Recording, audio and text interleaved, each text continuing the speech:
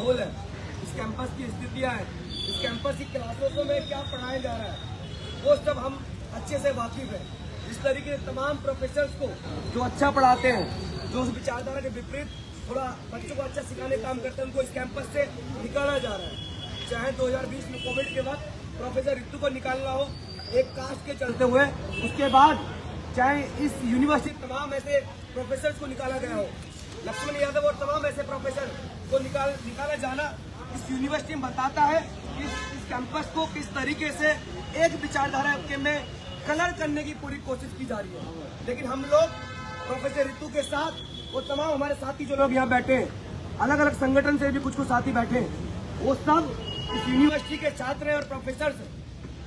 हम इस कैंपस में बता देना चाहते हैं कि आप लोग भले ही जितना कोशिश कर लो यहाँ की स्टडी को तबाह करने की, यहाँ की प्रगतिशील विचारधारा और डिस्कोर्स को तबाह करने की, हम लोग उसको जिंदा रखने का काम करेंगे और इन्हीं सड़कों पे जिंदा रखने का काम करेंगे। साथियों, आज ये लेख जिसको प्रोफेसर रितु हम सबके बीच में रखेंगे, विद्यार्थी और राजनीति, स्टूडेंट और स्टूडेंट पॉलिटिक्स।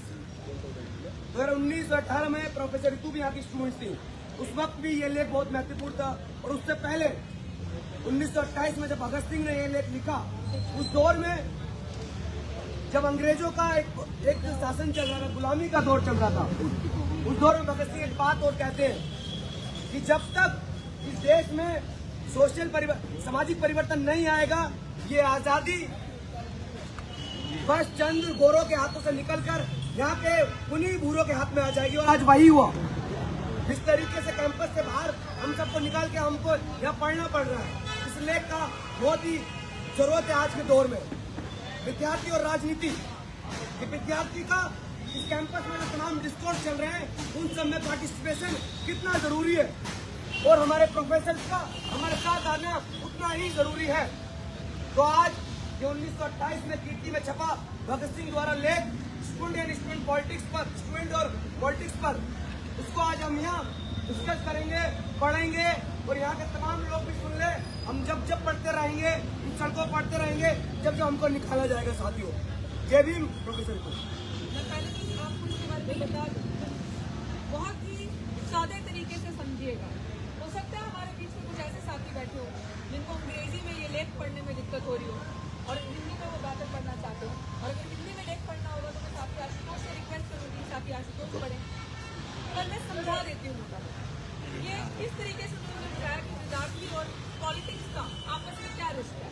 आपको अमूमन आपके घर पे बाहर ऐसे लोग मिलेंगे कि पॉलिटिक्स से दूर रहो, राजनीति से दूर रहो, बस किताबें पढ़ो, स्टडी करो, आगे बढ़ना है, IAS ऑफिसर बनना है, ये बनना है, डॉक्टर बनना है, इंजीनियर बनना है, पढ़ो। लेकिन सोचिए कि जो आज वक्त की जरूरत है उस टाइम पे भगत सिंह ने लिख दिया। कितने विजनरी होंगे हमारे लीडर्स। हम ऐसे नहीं बाबा साहब के बारे में पढ़ते हैं और पढ़ाते हैं, हम ऐसे नहीं भगत सिंह को याद करते हैं आज भी, क्योंकि उन्होंने उस टाइम पे कहा था कि ये जो रिश्ता है स्टूडेंट का, एक विद्यार्थी का पॉलिटिक्स के साथ भी बहुत अहम और बहुत इंपॉर्टेंट रिश्ता है। अगर आपने इस रिश्ते को समझा नहीं, अगर आपको ये नहीं पता कि देश में क्या चल रहा है, तो आप क्या करोगे उन किताबों, 4 किताबों को पढ़ के? आपको पता आज की सरकार भी वही अंग्रेजों की सरकार है जो आपको इन सारी चीजों से दूर रखेगी और आपको बोलेगी कि बस पढ़ो, यूनिवर्सिटीज में जाओ और किताबी कीड़े बनो, लेकिन आउट ऑफ द बॉक्स मत सोचो।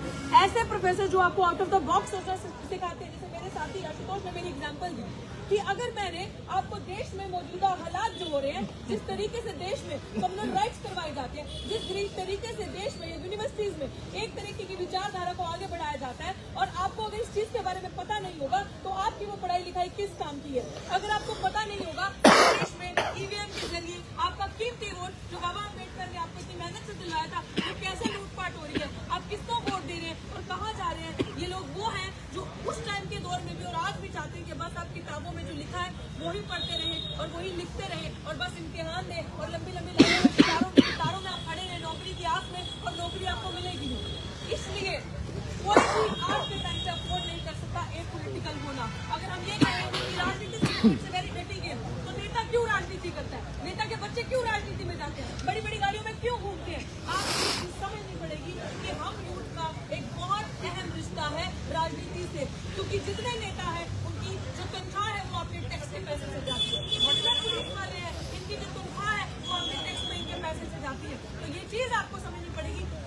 श्री शहीद आजम भगत सिंह ने उस वक्त इस लेख में लिखा।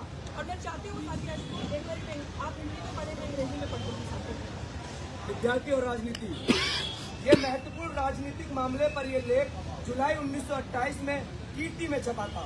उन दिनों अनेक नेता विद्यार्थी को राजनीति में हिस्सा न लेने की सलाहें देते थे, जिनके जवाब में ये लेख बहुत महत्वपूर्ण है। ये लेख संपादकीय विचारों में छपा था और संभवतः भगत सिंह का लिखा हुआ है। इस बात का बड़ा भारी से शोर सुना जा रहा है कि पढ़ने वाले नौजवान विद्यार्थी राजनीति या पॉलिटिक्स के कामों में हिस्सा न लें। साथ ही इस लाइन के बाद मैं पॉलिटिक्स का एक मतलब समझा दूं कि when politics decide everything, decide your politics. मतलब जब पहले तो राजनीति का मतलब हमारे दिमाग में इतना बेकार कर दिया गया है कि राजनीति का मतलब तो बेकार है, राजनीति तो ऐसी होती है। लेकिन एक बात याद रखना, जो लोग हमेशा राजनीति से दूर रखने को कहते हैं, वो लोग हमारे साथ सबसे ज्यादा राजनीति कर रहे होते हैं। राजनीति का मतलब यही है कि हम लोग लीडर होकर अपने हक और हकूक की लड़ाई इसी तरीके से सड़कों पर आके लड़े, बस यही राजनीति हमारे लिए। पंजाब सरकार की ये राय बिल्कुल ही न्यारी है। विद्यार्थी के कॉलेज में दाखिला होने से पहले इस आशय की शर्त पर हस्तक्षेप करवाए जाते हैं कि वे पॉलिटिकल कामों में हिस्सा नहीं लेंगे। आगे हमारा दुर्भाग्य कि लोगों की ओर से चुना हुआ मनोहर, जो अब शिक्षा मंत्री है, स्कूल कॉलेजों के नाम पर एक सर्कुलर या परिपत्र भेजता है कि कोई पढ़ने वाला या पढ़ाने वाला पॉलिटिक्स में हिस्सा ना ले। उस दिन हुए जब लाहौर में स्टूडेंट यूनियन या विद्यार्थी सभा की ओर से विद्यार्थी सप्ताह मनाया जा रहा था। वह भी सर अब्दुल्ला कादर और प्रोफेसर ईश्वर चंद्र नंदा ने इस बात पर जोर दिया कि विद्यार्थियों को पॉलिटिक्स में हिस्सा नहीं लेना चाहिए। साथियों, ये वही लोग हैं जो लोग स्टूडेंट पॉलिटिक्स के थ्रू ही आज़ादी का आंदोलन आए और बाद में ये बोलते हैं कि विद्यार्थी को स्टूडेंट पॉलिटिक्स में हिस्सा ना लेंगे। वही चीज है मैं आपको समझाना चाहती हूँ कि देखो, आपको उस वक्त भी बोला गया, बड़ी अहम बात इसमें साथी आशुतोष ने पढ़ी कि जब आप किसी स्कूल या कॉलेज या किसी इंस्टीट्यूशन में एडमिशन लेते हो तो आपसे साइन करवाए जाते हैं कि पॉलिटिक्स में हिस्सा नहीं लेना, करो साइन। आप किसी नौकरी में जाओगे करने के लिए तो बोला जाता है पॉलिटिक्स में हिस्सा नहीं लेना, करो साइन। आप कहीं पे भी जाते हो तो ये क्या चीज है, आप मेरे को बताएं कि बाकी सारी चीजें तो मान ली जाए, लेकिन एक शिक्षक, एक छात्र का ऐसा रिश्ता है, अगर गुरु एक यूनिवर्सिटी के अंदर छात्रों को नहीं बताएगा क्या सही है क्या गलत है, कौन सी विचारधारा कम्युनल राइट्स करवाती है, दंगे करवाती है, कौन सी विचारधारा ऊंच नीच की बात करती है, नफरत डलवाती है, कौन सी विचारधारा ने लोगों से दूर रहना है और कौन सा आपसी भाईचारा बढ़ाता है, अगर ये एक विद्यार्थी टीचर शिक्षक नहीं बताएगा तो कौन बताएगा। तो सोचिए ये कितना गैर कानूनी चीज है कि आपसे साइन कराया जाना। तो भगत सिंह उस टाइम में कहते थे ये सब चीजें गलत है और इसको मैं कंडेम करता हूँ। तो आज डॉक्टर नीतू को जिस तरीके से निकाला, या प्रोफेसर लक्ष्मण यादव को, या उसके बाद रतनलाल प्रोफेसर को और साथी आशुतोष को बार बार टारगेट करना, हमारा साथी के लिए जो अभी फर्स्ट जनरेशन है और यूनिवर्सिटी में पढ़ने के लिए रास्ते रोक देने, क्योंकि साथी आशुतोष एक मुखर आवाज है। साथी आशुतोष का जो इंटेलेक्ट है और जो अंडरस्टैंडिंग है पॉलिटिक्स को लेकर, वो एक ऐसी अंडरस्टैंडिंग है कि वो एक लिटरली नीली क्रांति दिल्ली विश्वविद्यालय में पैदा कर रहा है। और मैं ये चीज क्यों बोलना चाहती हूँ कि उस टाइम पे जब आप भगत सिंह को देखते थे, आज इस तरीके के छात्र जिन्होंने आपको ये कहा when everything becomes politics, जब सब कुछ राजनीति बन जाए तो अपनी राजनीति खुद चुनो कि आपको कैसी राजनीति करनी है। क्या लोग चाहते हो, क्या आप लोगों को नहीं चाहिए ये चीज, ये जानना कि मैं अगर वोट किसी को देके आ रहा हूँ तो मेरा वोट कहाँ जा रहा है, आप लोगों को जानना है ना। तो क्या इसकी बात करना पॉलिटिक्स होगी? नहीं ना, इसकी बात करना तो यही भगत सिंह उस टाइम पे कह रहे थे कि आपका आज आप सांस भी लेते हो, हवा भी लेते हो, सड़क पे भी चलते हो तो उसके टैक्स देते हो आप, तो ये सब तो पॉलिटिक्स है। ये कौन डिसाइड करेगा? ये हम डिसाइड करेंगे, क्योंकि डेमोक्रेसी में राज होता है लोगों का, हमसे बनता है ये देश डेमोक्रेसी में। तो ये ताकत है जी सर।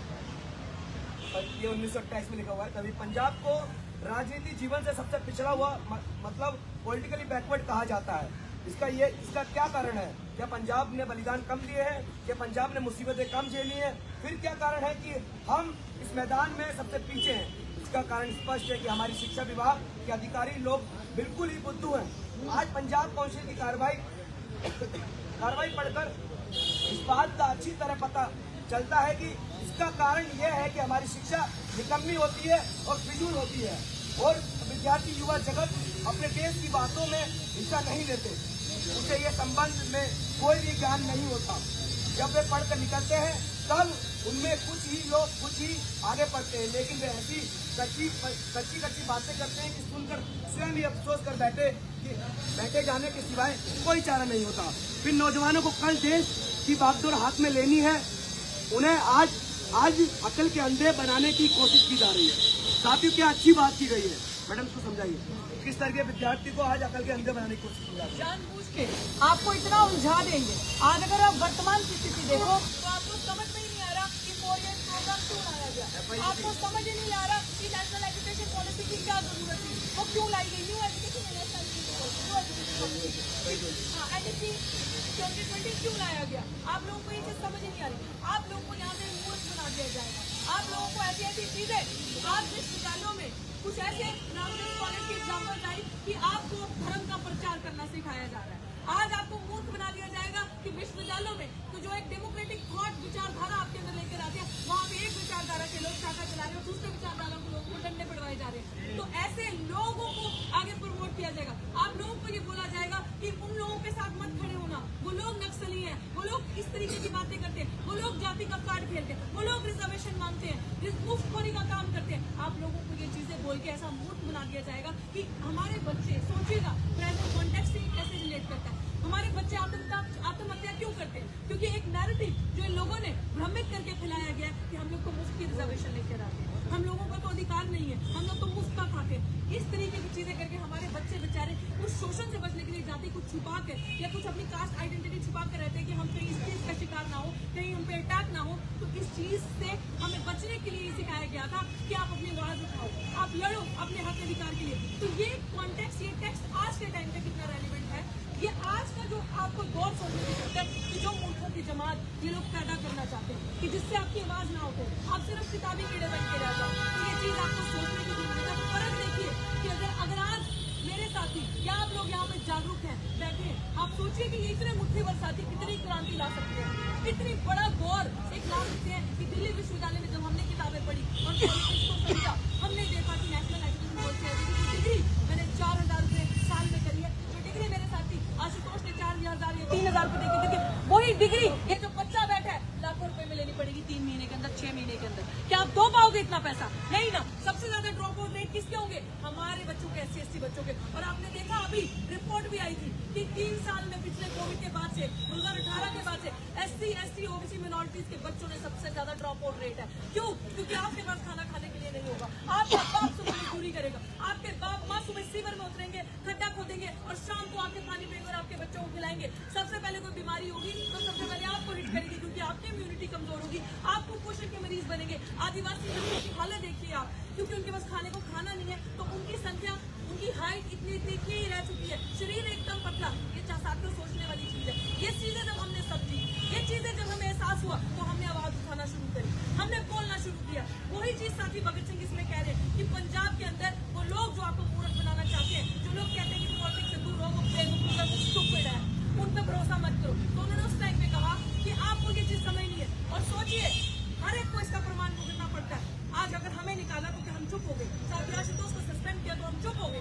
हम सब आवाज बुलंद करके खड़े क्योंकि हमें पता है एक न एक दिन वो दौर आएगा कि आज इतने हैं, कल इससे भी ज्यादा संख्या होगी और वो इनकलाब नीली क्रांति दिल्ली विश्वविद्यालय से क्या हर विश्वविद्यालय में भारत के हम ही लाएंगे। और हमारा रिश्ता पॉलिटिक्स से उतना ही है क्योंकि बाबा साहब ने कहा था कि आपको पॉलिटिक्स करनी है और आपको अब कुछ डिमांड नहीं करना, आपको क्लेम करना है। Not demand. ये आगे की लाइन मतलब बहुत जरूरी है कि ये हम मानते हैं कि विद्यार्थियों का मुख्य काम पढ़ाई करना है, उन्हें अपना पूरा ध्यान उस ओर लगा देना चाहिए। लेकिन क्या देश की परिस्थितियों का ज्ञान और उससे सुधार सोचने की योग्यता पैदा करना उस शिक्षा में शामिल नहीं? यदि नहीं है तो हम उस शिक्षा को भी निकम्मी समझते हैं जो सिर्फ क्लर्की करने के लिए पॉलिटिक्स करने के लिए ही हासिल की जाए। ऐसा तुम पॉलिटिक्स के अनुसार पढ़ो और सोचो।